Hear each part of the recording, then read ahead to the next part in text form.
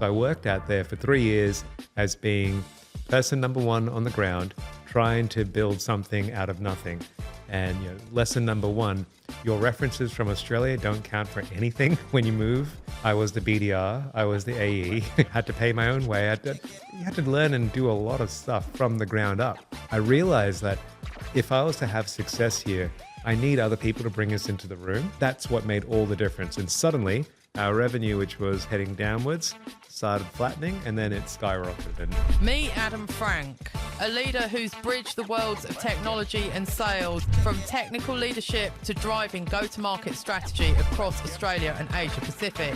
He's here to share the secrets of resilient teams and what it really takes to deliver innovation and growth in tech. I've often said to them, if I can find your why and understand that you're on a path going this way, if I can find alignment between what's driving you and what's driving us, then we will make magic together. How do you balance getting the most out of both sales and technical people?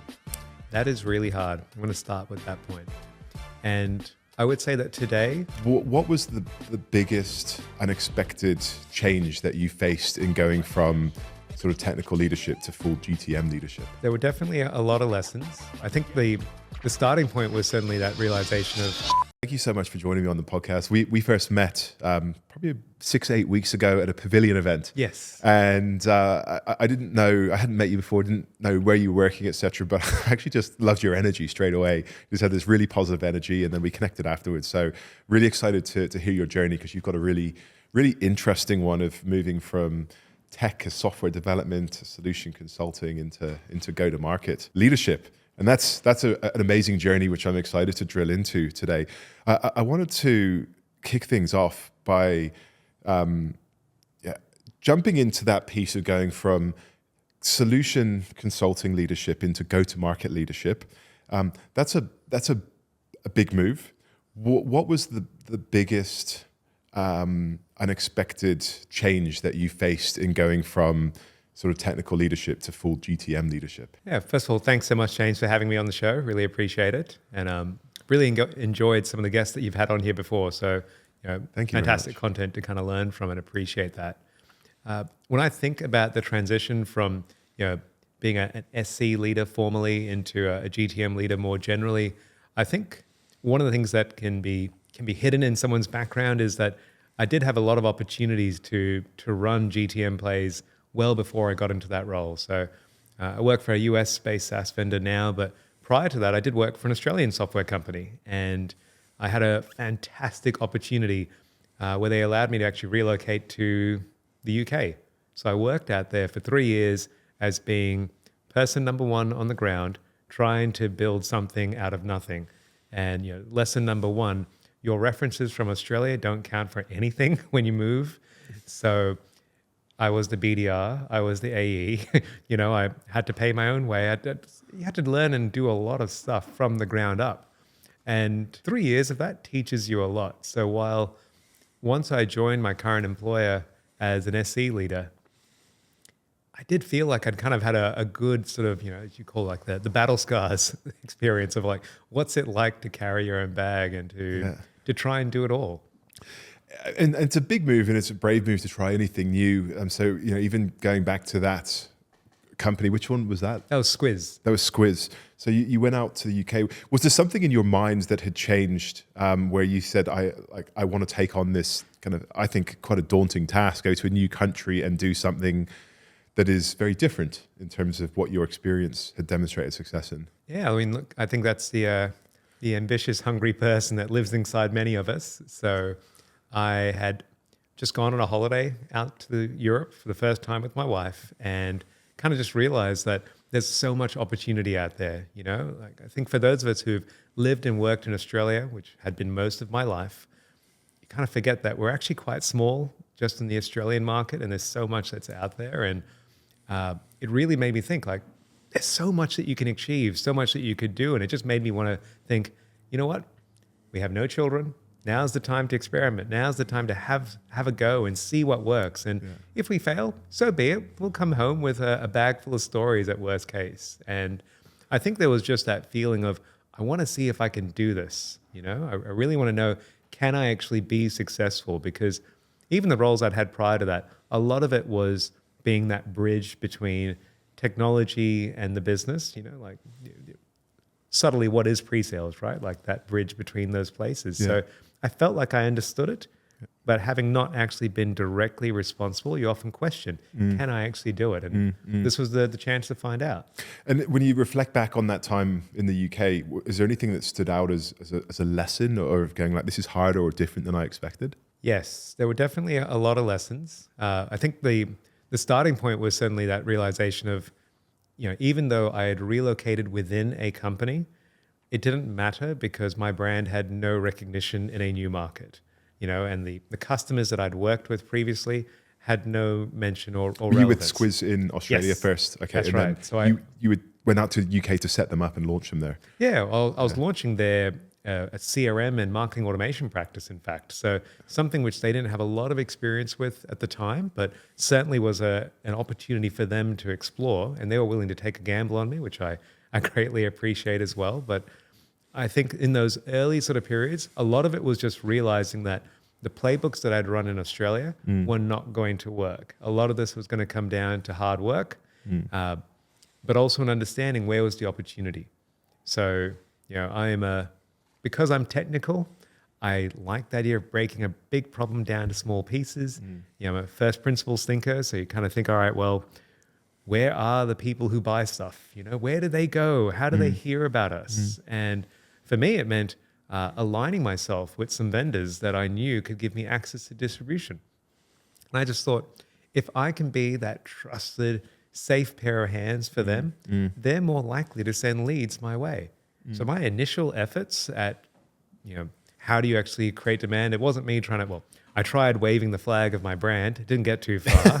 I tried going to meetings and saying, Dinkery-doo, how do you hear about this? And none of that went down too well. But once I found people who could give me the connections, that's what made all the difference. And suddenly our revenue, which was heading downwards, started flattening, and then it skyrocketed. And what was meant to originally be a 10-month relocation became nearly 3 years. Yeah, brilliant. And you were the first person out there.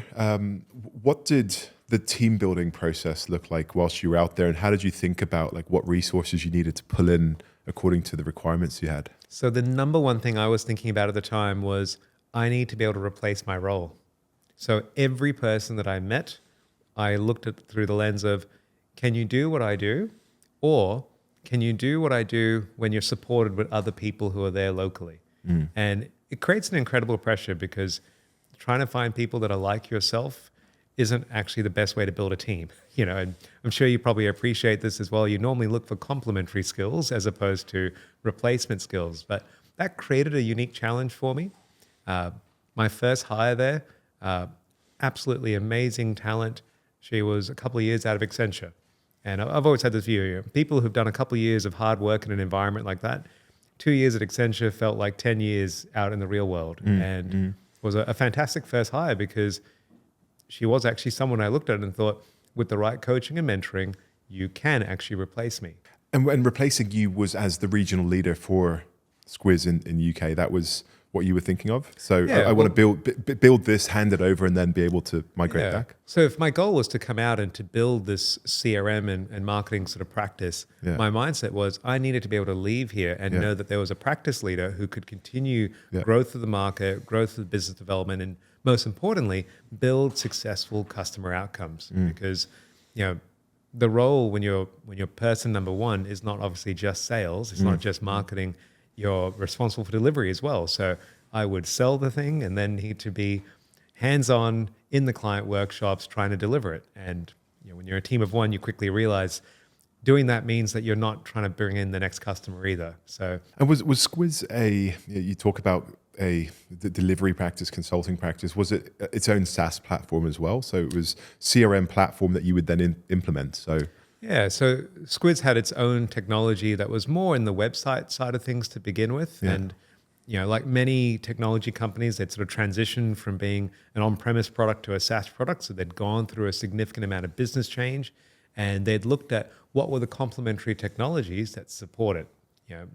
When you look at go-to-market, particularly for web, you look at what is the MarTech stack that sits around it. And my particular specialization, being in MarTech and in CRM, was perceived as, oh, this is a way for us getting access to new customers that we can sell bigger and better websites and portals and intranets to as well. So it was very much a product that sat alongside their core offering with an intention of, this will give us access to more markets. And from a sales go-to-market motion, it sounds like you went through more of a partnerships lens to start with. Did you Yes. build out a direct sales team as well, or was it very much just partnerships first? Really good question. So I had a go at this. Yeah. And, when we think about things that you try that don't work, I did try building a direct sales team as well. Truth be told, it didn't actually work out. I think possibly because, trying to build people who are specialists in particular products in that environment couldn't quite find the right place as far as product market fit was concerned, couldn't quite find the right level of brand recognition. I realized that if I was to have success here, I need other people to bring us into the room.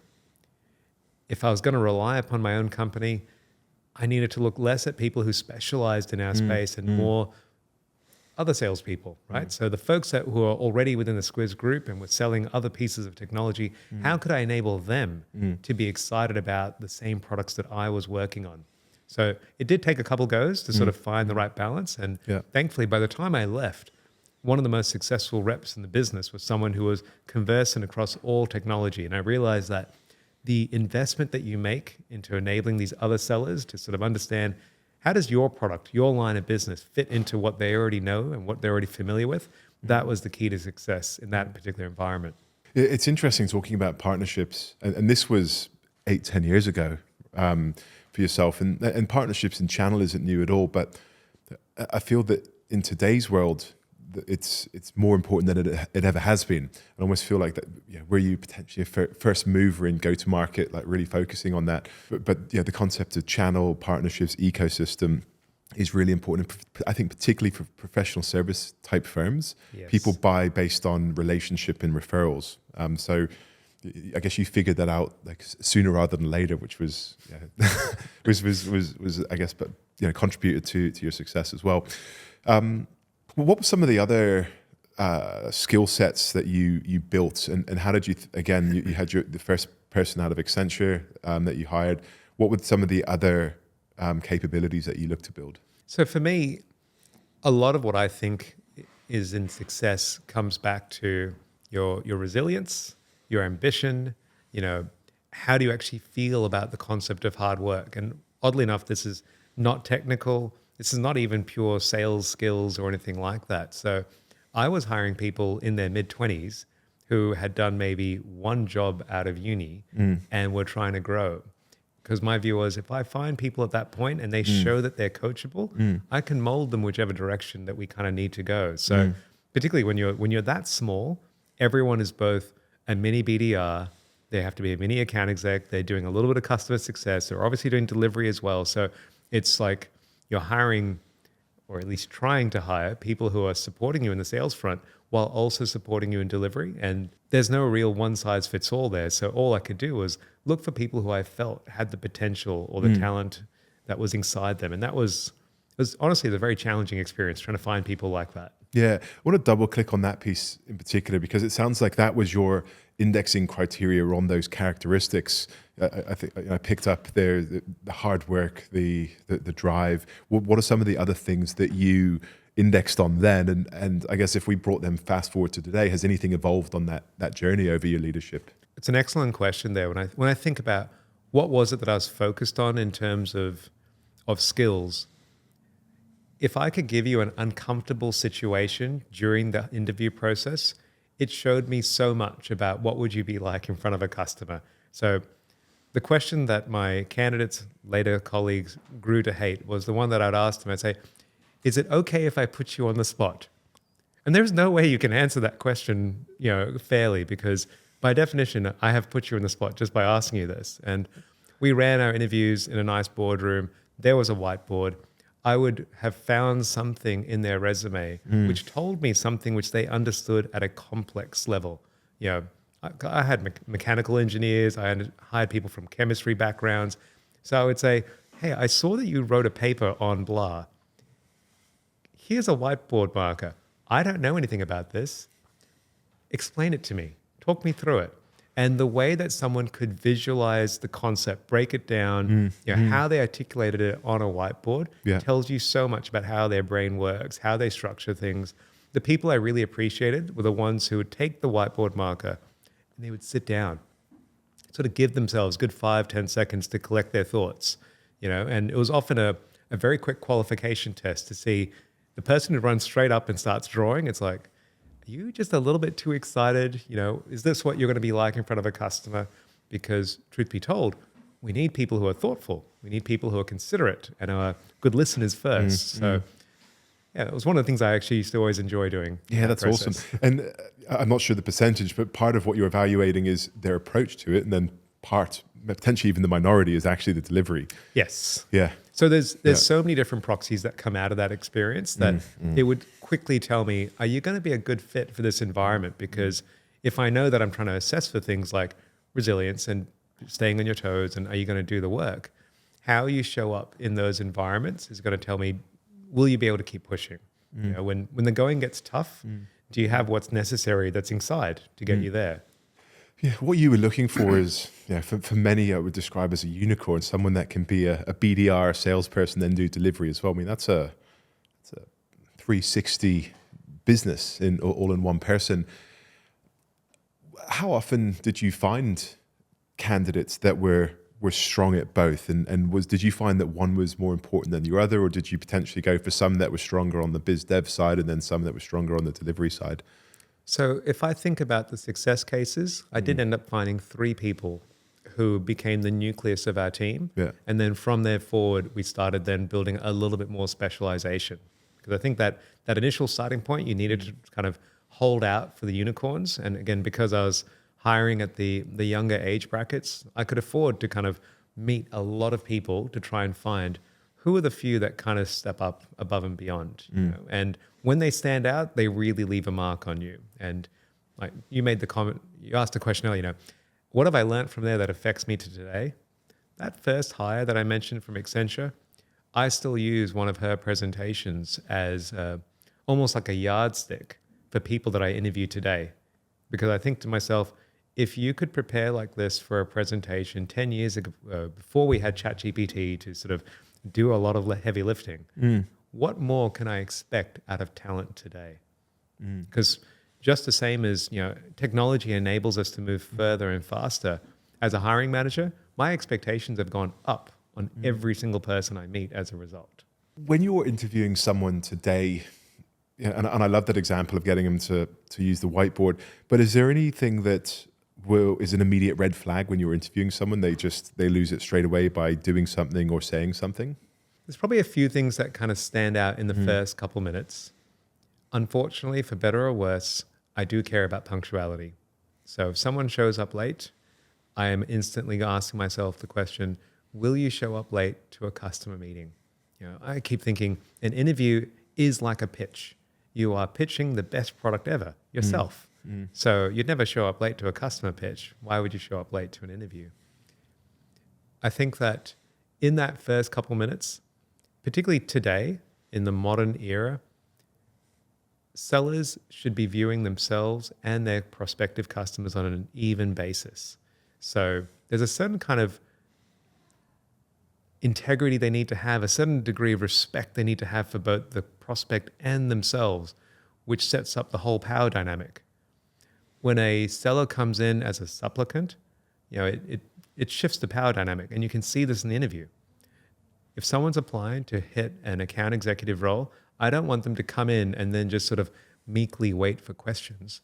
I want them to engage me as they would if I am the buyer, which means that they need to have some authority in the room. They need to recognize that this is a conversation of peers.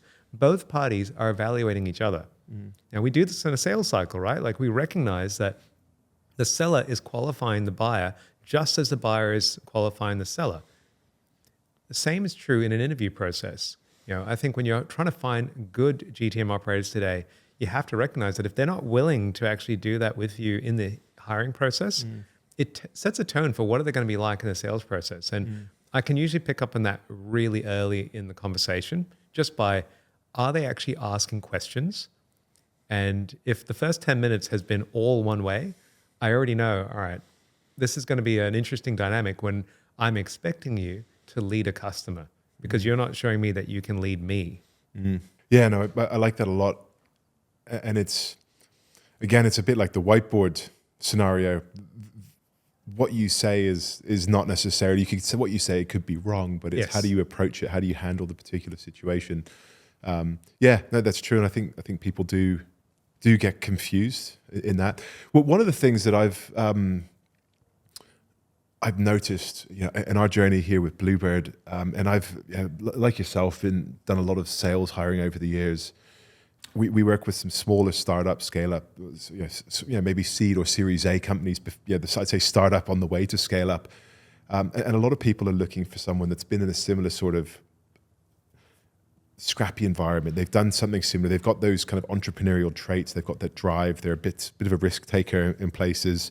Self-starter, all of those sort of acronyms. But something that I've come back to is the importance of cultural fit for the type of business that you are. And the next click on cultural fit, what I'm beginning to really believe is important, and I'd love to get your perspective on this, but is an alignment in the value system of like, how does what's the DNA of the organization, and like what is important from a values perspective, and making sure that you get someone in that is aligned with your core values. And I think a lot of companies, from my experience, in today's world, they index too heavily on like perfect candidates. And paper perfect doesn't talk to values necessarily, or it's on paper, it's not in real life. Well, what's your thoughts on that topic, and how do you look at what you are looking to bring into your sales team at, say, SugarCRM? It's a really good question. And in thinking about alignment of values, it actually brings me back to like what drives me personally. For my whole life, I've always wanted to help other people realize the best in themselves. And that drove me through school. It drove me through all of my working environments. I was a people manager at the age of like 21, far too early, but it's because I wanted to make a difference in the people around me. And what I realized quite early is that as a people manager, you need to understand what drives the people you're working with. So early in an interview process, I am seeking to understand what is someone's inner drive based on. What is their actual core motivator? And coaching that conversation out and trying to get to, what's the reason behind the reason on that, just as we do in discovery and sales, is one of the most critical things from my perspective. And I've often said to them, if I can find your why and understand that you're on a path going this way, if I can find alignment between what's driving you and what's driving us, then we will make magic together. And I've openly said to some candidates who are perfect on paper, I've just said, look, honestly, I think what's driving you is not actually the way this business is going. And you'll probably make money here over the next 6 to 12 months because I can see you're a self-starter. You've worked in environments like ours before, but I actually think genuinely you're more suited for a role like this. And at that 12 to 18 month mark, you will probably churn. And I'll help you churn because we will both mutually recognize that. But let's call it out now and acknowledge that we can already see that our paths are diverging, and it's far too expensive to replace a rep in that kind of time frame, right? So I'd rather acknowledge that and have a mature conversation about it earlier on. And in fact, there's good people in my network who I've met, who I've told them I'd make an offer to you if we had stronger alignment on these areas. Like to me, that just becomes such a critical point there to try and flush out early. Yeah. This is really, really interesting because so many people fail at this, and you've articulated that better than I've ever heard anyone. And I've heard many hiring managers get to the end and go, I just couldn't understand their why. It's a no, we're not going to move forward.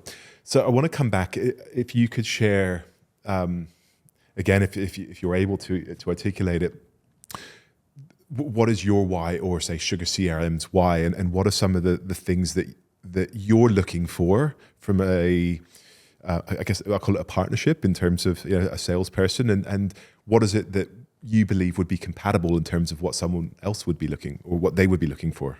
Absolutely. So when thinking about the union of all those different whys, I've touched a few of my own personal ones between wanting to see the best in the people around me, and obviously that sense of, can I do it? That sense of, I want to stretch out and reach out and challenge myself to learn new things, even if I'm not ready for it. I'd rather give it a go and potentially fail.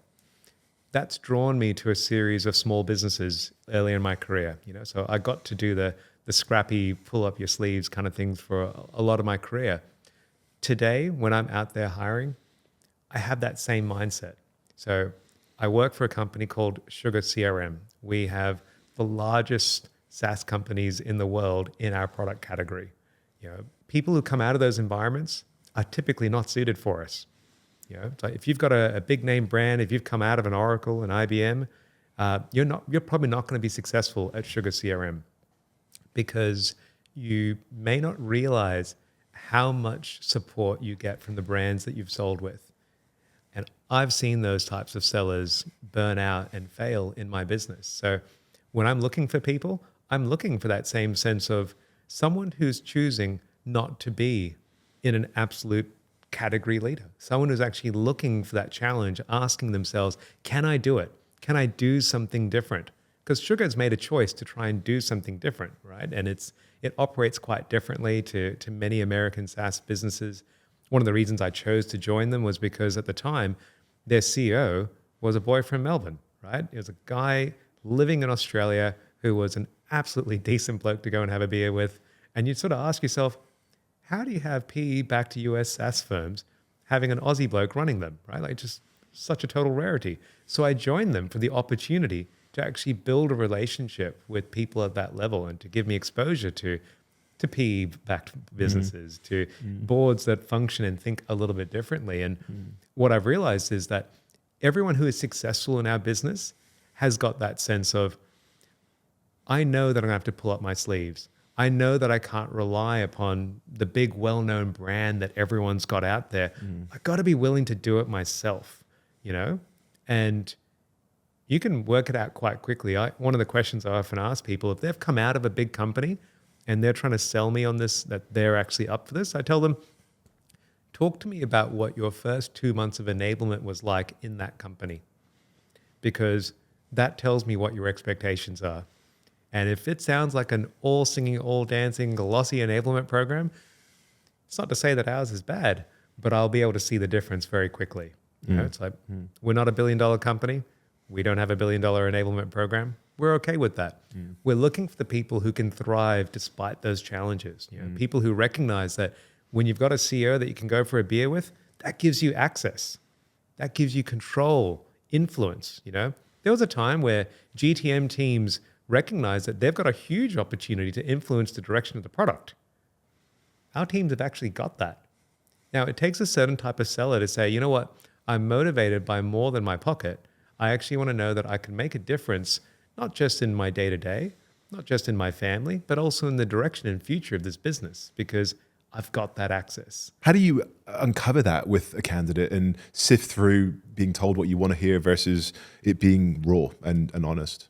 Well, the honest truth is, I don't give this speech to anyone. So most people don't know it, but now that they're going to hear it in this podcast, maybe they'll know what the answers I'm looking for are. But I'll ask them open-ended questions first, just to hear where their position is without revealing what it is that I'm looking for. And when you're not asking a leading question, tell me what you would feel proud about when you leave this company. It's like, if we sort of acknowledge that good sellers, like, there'll be some who stick around for tenure, but realistically, I'd rather tell them, like, hey, you're probably looking to do 2.5 to 3 years and make a bunch of money. When you look for your next role, what's going to make you feel proud about your last few years? Aside from knowing that you looked after the mortgage, tell me about what else. And the quality of answers I get back from that tells me so much about what they measure success by. And if I can find an alignment between the things that bring them joy and the things that I know that we bring to the table, then I start to scratch a little bit further, And it's hard to make up an answer to that, truthfully, because you're asking them about how they see life. And that ultimately is going to determine, are they going to be successful in our place or not? Yeah, awesome. Thank you for sharing.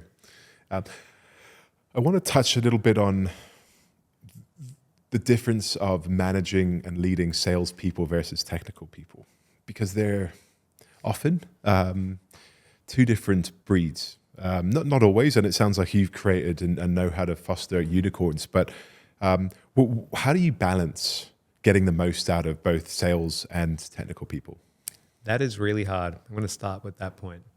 And I would say that today, when I've got both salespeople and technical people, like I sit next to most of the delivery team in our Sydney office, I think that there is a healthy level of respect that must be fostered. So coming from my angle now, where everyone knows that I've got a revenue number over my head, the reputation of sales leaders is that they sell things that can't always be delivered or renewed. So let's just say that there's perceptions that are around like that.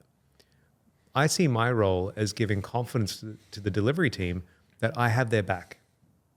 That I will review a statement of work that's about to go out to make sure that it protects their interests. And I'll signal to them clearly that I don't want them taking on projects which are unsustainable or can't reliably be delivered and things like that.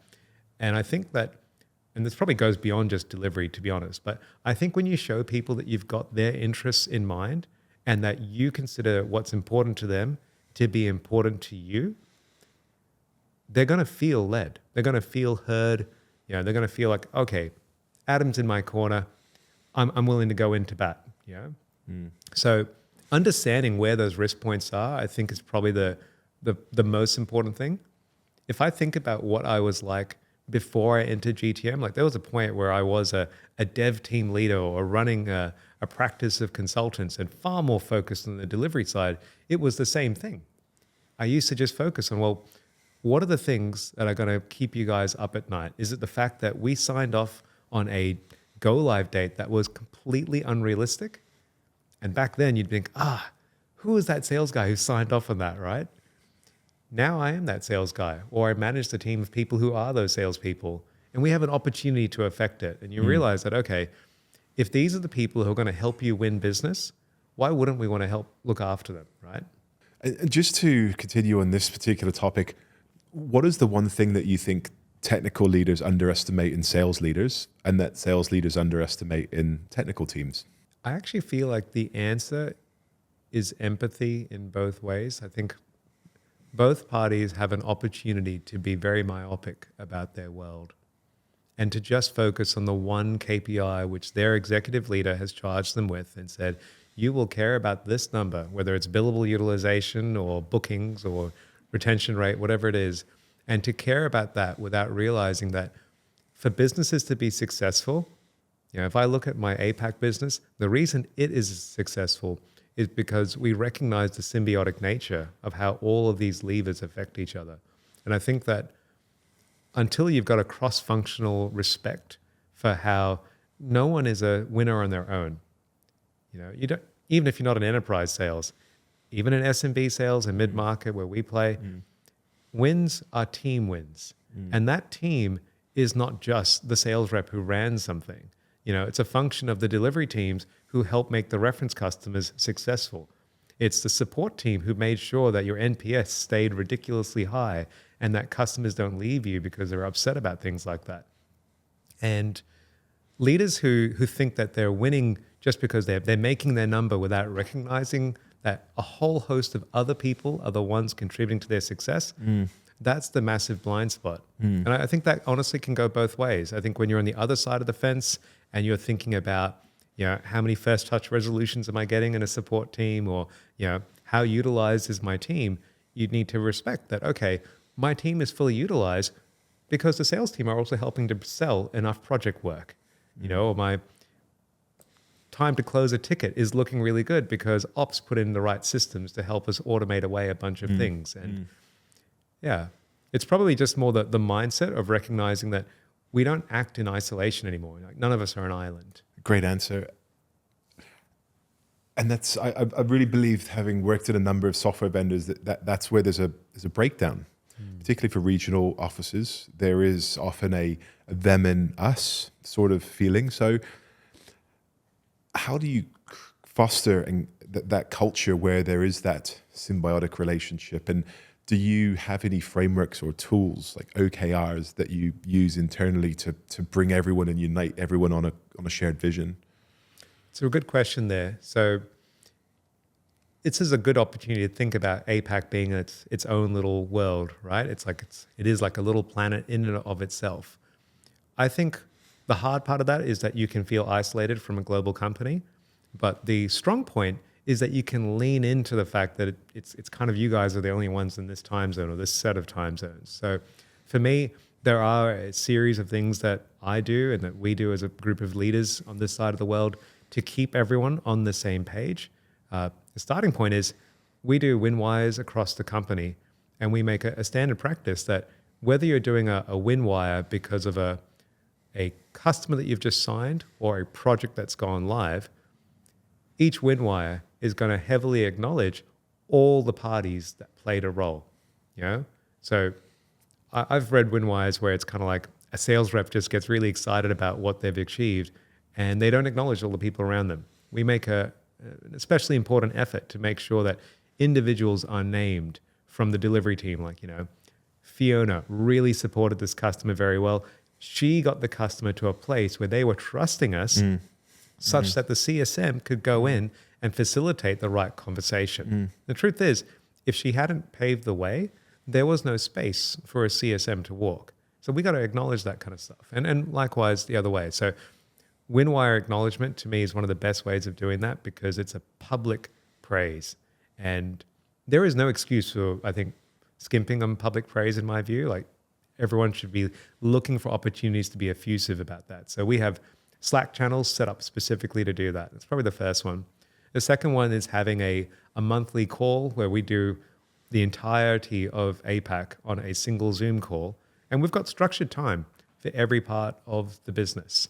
And we intentionally do that. In fact, I remember seeing the first draft of an agenda for it. And I actually said, look, I want to cut 20 minutes of sales time out of this. Because I felt like, sales dominates so much of the noise in our business to begin with. I want to make sure there's more voice for some of these other teams that don't get heard often enough. And by giving them a platform, a chance to share, here's what's going on outside of the world, this is what's affecting us or what we would need more of, suddenly you've given them a chance to feel part of the broader mission and bought into it. And from my point of view as the regional leader, I absolutely want all of us to be bought into that shared vision. And if you don't give people a voice, they don't feel like they've got any ownership of it and they fall behind. Yeah, I love your leadership style. I want to come and work for you. It sounds like a really amazing culture that you've fostered. And I can imagine that you are the reason that you people join the company because they buy into you and the vision, and particularly on the services side of the business. But as you mentioned, there's a lot of big brands in the CRM category, and certain people are have an affinity to work for them, and that's absolutely fine. But how do you attract top talent and make sure that you're continually bringing top talent in? And coupled with that, what percentage of your time is spent on cultivating culture and on making sure that you're hiring the right sort of people for the business? So a good question there is, how do you actually find the right people? Networks is the primary opportunity, to be honest. Like I've long given up on, public job boards and things like that. I feel that the best talent are people that are known to either yourself or someone in your network. And I do invest a lot of time in just trying to build and expand my network. I'm always on the lookout for good people. And my hope is that, if people get to know me a little bit and they get to see a little bit about how I see the world, if we click and there's an opportunity, I will try and make something work. And honestly, even for the people where the role hasn't quite worked out, for the right talent, I will go a fair bit of distance to try and find them. Like, where else could I home them? Could I recommend them to another friend or a colleague somewhere else where there's a spot for it? So I do spend probably about 10% of my week just into investing into my network, whether it's by attending events, being in situations like this where you do get to know people a little bit better, and they hopefully get to know you a little bit better as well. And it is such an essential thing to have a talent pipeline, because you actually obviously never know when some things will happen. I try and do my best to stay ahead of that in a way, to sort of be aware of what everyone's why is, right? If you know that someone's journey is taking them in a certain direction, I would much rather facilitate their move from my team. I can share just one small story. I still remember someone that I hired. She was a MBA grad who was recasting her skill set from being a technical developer role, and she was going to enter consulting. So this is in Squiz days over 10 years ago. And I remember interviewing her, and I remember saying to her, "You're really good. You're actually going to outgrow my team in about 6 months." And I said, "There's a strategy consultant leader 6 doors down in this office. You're going to be working for her in about that time frame." She got there in 7 months. So I still hired her with the view of, I know that you're going to outgrow my team. And I helped facilitate her move to another part of the company. And she went on to actually become like the first product leader at Canva. So she's gone and done amazing things after the period we got to work together. But to me, it's good fortune when you get to meet fantastic people like that. And I would much rather be a part of their journey, support them coming in, support them coming out, and know that you've built and invested in the quality of that network. It would have been so easy for me just to have qualified that person out and just said, "You're not right because I'm going to have to replace you." And seeing that person and thinking, you'll add incredible value, not just in the short term, but in the long term, was a key part of that journey. This has been, I want to keep going. There's so many great nuggets and so much wisdom, but cognizant of time and us needing to go and get a bite to eat soon. Just in beginning to close, you've had an incredible journey. You've had international experience, technical sales, go to market. If you reflected back on your 16-year-old self and knowing what you know now and said, like, this is the journey, here's 3 tips that you give yourself to optimize or get to where you want to go faster or more effectively, what would you say to yourself? This is kind of freaky because I wrote a LinkedIn post about this about maybe 4 days ago. Oh, no way. Yeah. It was really uncanny because there was a gentleman at the lounge actually talking to the waiter about it. And this waiter who has just finished their MBA, they're trying to figure out, do they go consulting or finance? And the old guy kind of just said, "Look, if I was young like you, I'd be looking at every service around me and figuring out, how do I redo it in AI?" And because he's only a meter away from me, I was trying not to overhear the conversation, but it sent me into a bit of like a sort of mental sort of thought process of, okay, I'm going to step onto a plane for 15 hours with that being my last thought. Let me review life's choices going back to being a kid. And I think the truth is that I'm incredibly happy with my life choices. And if I tried to think, like, what would I tell myself at 16? In some ways, actually, I'm not sure I'd actually tell myself anything.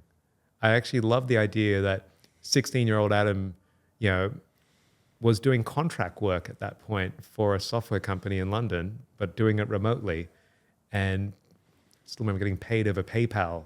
And I probably shouldn't let the ATO hear this.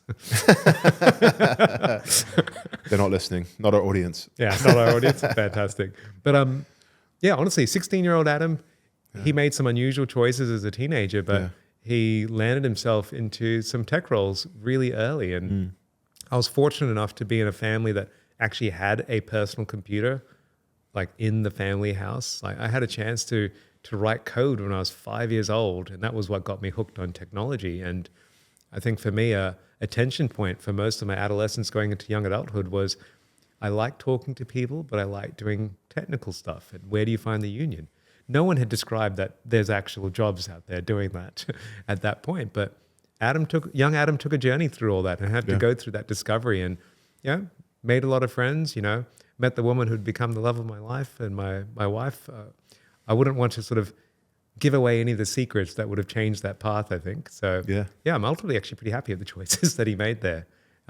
If I was speaking to like my own son now as a 5-year-old, I'm trying to make sure that he has opportunities to explore that kind of stuff and to figure out, like, is he into technical stuff? Is he into music? And just making sure that he's exploiting every opportunity for what it's worth, you know? Like, my approach towards life was always, if you can smell like even the barest whiff of an opportunity, to just wholeheartedly throw yourself into it, to give it a go and to see whether it will work out or not.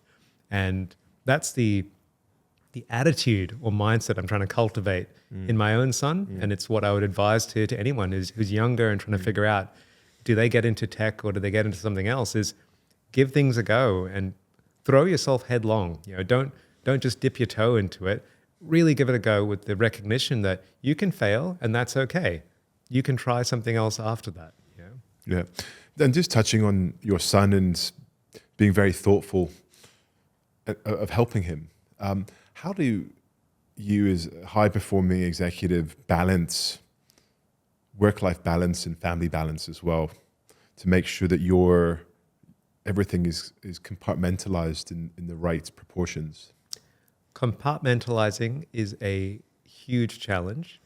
It requires conscious, intentional choices. So a commitment I made to my team actually at the start of this year was I'm going to block my calendar at 5 p.m. You know, from 5 p.m. to 7:30, I'm absolutely going to be present for my son, for my wife, look after, bed, bath, dinner, all that kind of stuff. And unless there's something really crazy going on, I'm going to not look at my phone. And I think creating a discipline like that, of just choosing to be present and in the moment and not get distracted by your phone, it's what's necessary. And it's like, it's painful to begin with. You know, I support Asia, and the Indian Business Day continues till 10 p.m. our time. So making a choice to say, I'm just going to be unavailable, it costs you something. But I think it costs a lot more to not make a choice like that. So everyone's got to obviously find what's the thing that they can make work, and depending on their day and their lifestyle.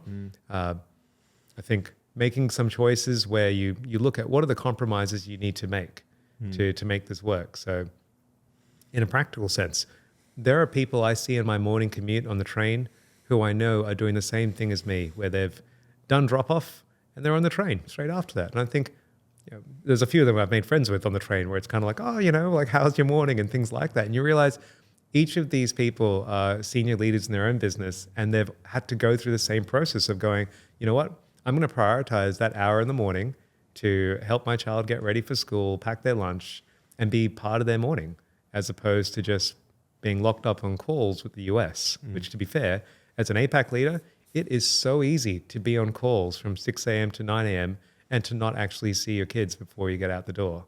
Yeah, I'm actively listening, and it's something I personally struggle with. Is I feel like I'm addicted to my phone, and I don't have the excuse of international markets. But I think it's incredibly important, because the thing that everyone says is that those young years disappear so quickly. So I'm going to take that nugget and do my best to implement that in my own life. So Adam, thank you so much. I've really enjoyed this chat, taken away lots myself, and I'm sure all of the listeners will as well. Thank you. I really appreciate being here. Appreciate it, James.